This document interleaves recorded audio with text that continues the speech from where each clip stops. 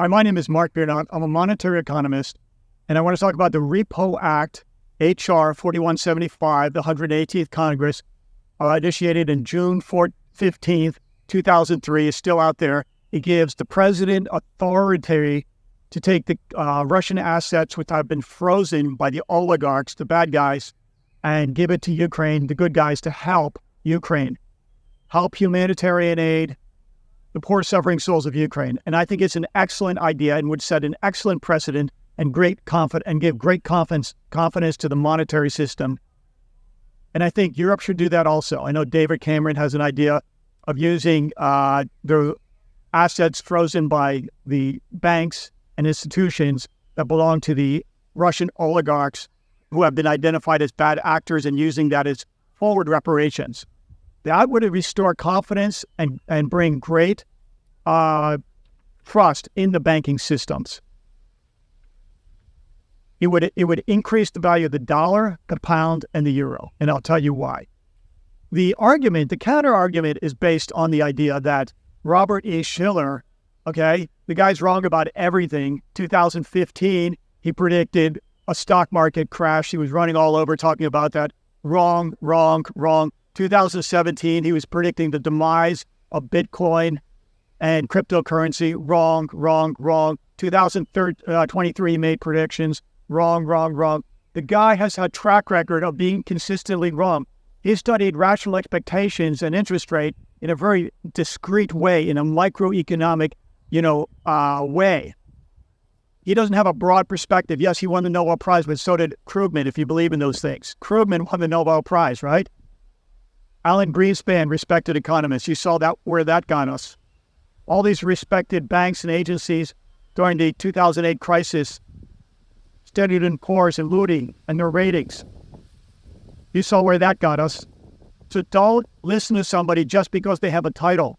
Chances are they've been smoking cigars and drinking port brandy and congratulating themselves on being masters of the universe, while real people have a different understanding of money and monetary economics. I'm going to tell you what monetary economics is about. Monetary economics is about confidence that people are making the right and just and fair decisions. This is why so many people, are down on the Federal Reserve and government institutions that support the Federal Reserve, because we feel they're not making the right decisions. They're doing everything to break our confidence, doing something good, like taking Russian, basically gangster money, gangsters and banksters, as a thin line, and giving it to a cause has international law justification. It's called universal justification.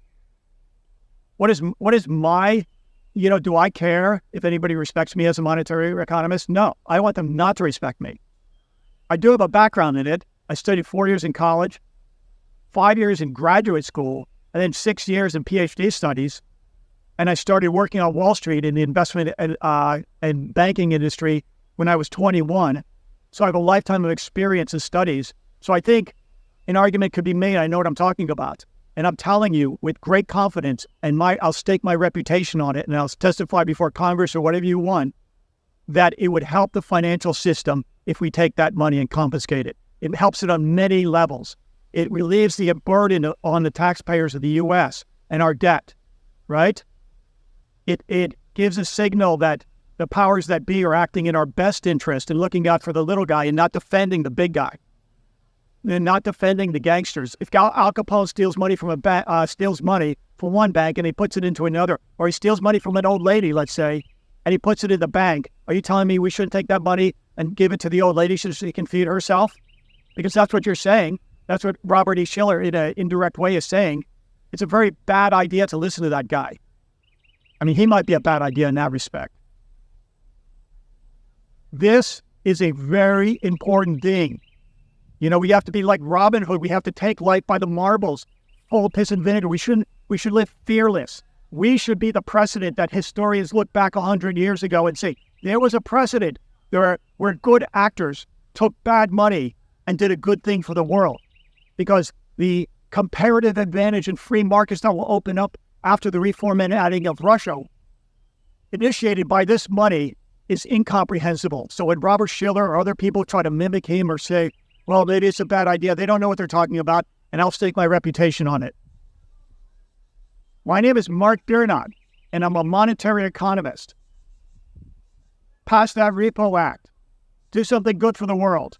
It's the letter of the law, not the spirit of the law that counts. I take orders from somebody 2,000 years ago in that regard. Don't be so good that you're good for nothing.